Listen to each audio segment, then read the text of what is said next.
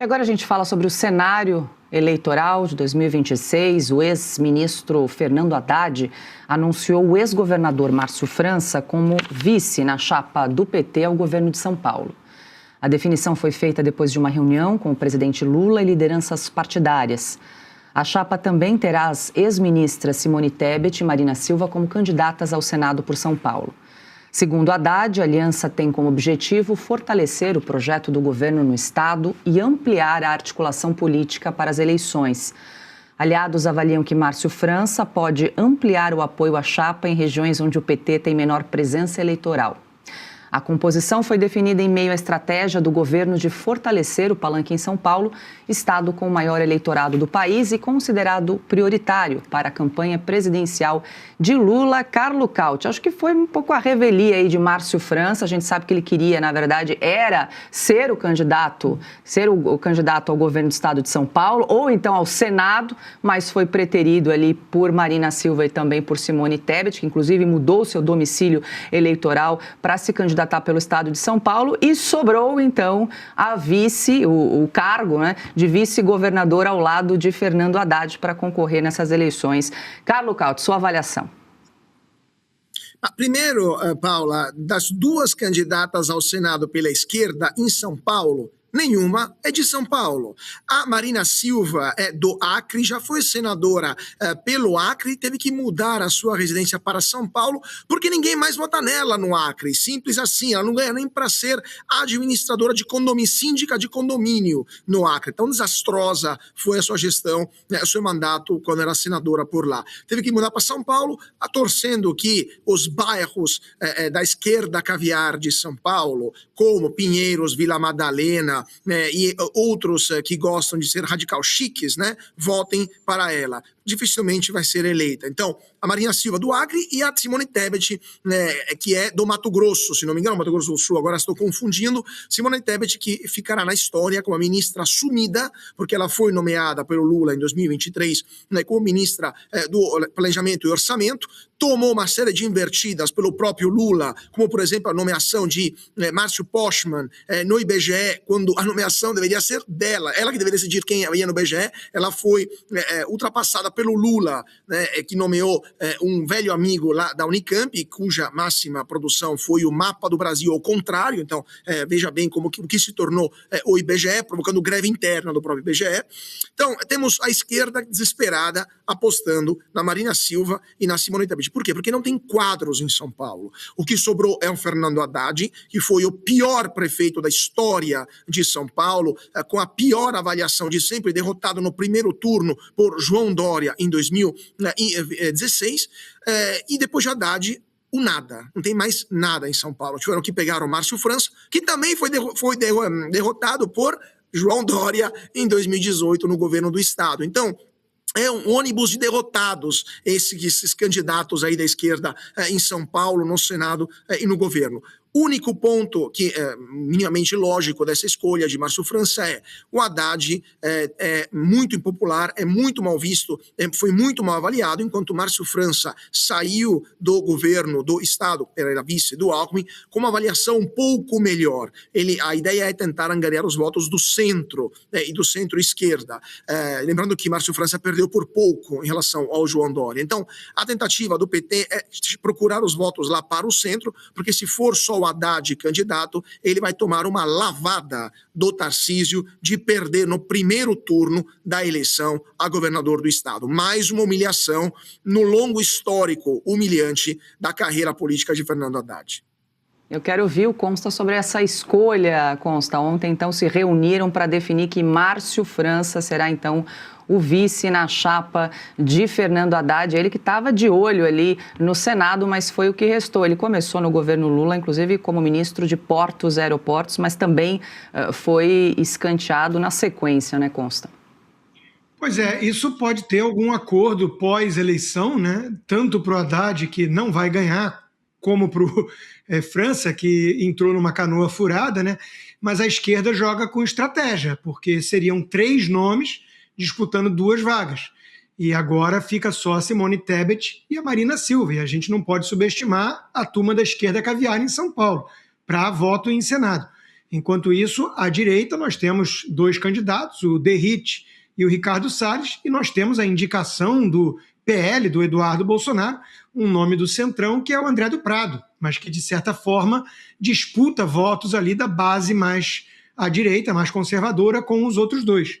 Então, me parece que a esquerda deu um jeito, né, de tirar o França da jogada e concentrar em 2 nomes, enquanto que a direita segue mais dividida e, portanto, temos um risco aí, apesar da rejeição grande em São Paulo que existe à esquerda, né, de fazer pelo menos uma dessas aí senadoras. Augusto, deixa eu só fazer justiça aqui, porque escantearam o Márcio França do Ministério de Portos e Aeroportos e aí resolveram criar o Ministério do Empreendedorismo, Microempresa e Empresas de Pequeno Porte para acomodar o Márcio França no governo Lula. E tiraram porque até o governo começou a ficar incomodado aí com a valentia com que ele defendia, com que ele se opunha à privatização do Porto de Santos, por onde sai a maior carga, né, de drogas do Brasil. É lá que escoa. Todo mundo sabe, pelo PCC administrado. Isso aí. Né? Isso é exportação de material criminoso, digamos assim, e ele não quer mudar nada. Não quer mudar nada. Ele foi prefeito de São Vicente, que fica ali nas cercanias de Santos, e ele, sim, todo mundo sabe o que interessa ao Márcio França. Ele está querendo continuar no ministério por isso. Foi para um ministério estranho, aí não sei, eu não consigo decorar o nome, ninguém sabe, nem ele. E agora foi jogado para ser... Vice do Haddad. Vice do Haddad. O Haddad está condenadíssimo à derrota, mais uma. A ficha dele é o avesso, né, dessas fichas que mostram o desempenho do Cristiano Ronaldo, do Messi, é pelo avesso. Porque ele já foi derrotado na eleição para o governo do Estado, agora está partindo para a segunda derrota, presidente da República, prefeito no primeiro turno, era candidato à reeleição. Só falta ser derrotado como candidato a vereador. E o nosso chefe do PSB está se conformando com a candidatura a vice. Vice do quê? Ele vai ter que pedir outro ministério, porque ele não vai conseguir cargo nenhum por aqui. E estão tentando eleger 2 senadoras de esquerda. Vamos ver se a direita aprende a disputar com 2 candidatos, porque a entrada em cena do Tarcísio vai ser arrasadora. O vice vai ser o vice do Tarcísio. Tarcísio vai se reeleger vencendo na capital também, no interior, é segura a vitória. E a direita só perde se quiser.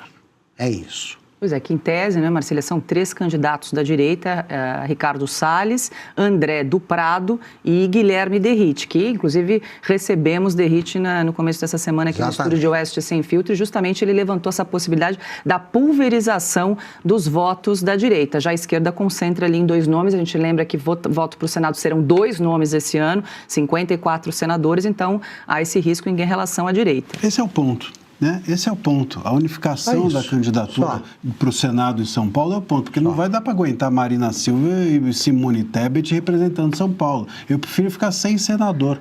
Né? A gente já tem senadores aqui perigosos. Já temos, que andam em outro mundo. A gente precisa ter aqui no Brasil, em São Paulo, né, uma solução dessa questão. Né? É importante porque...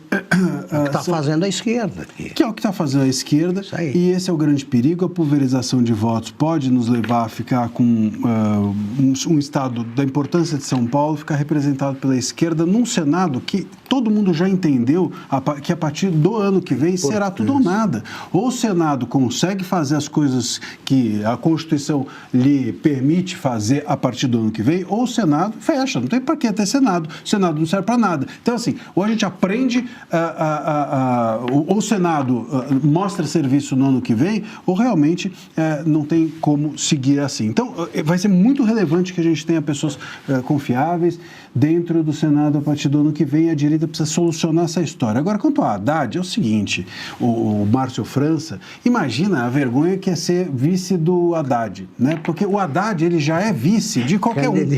De qualquer um.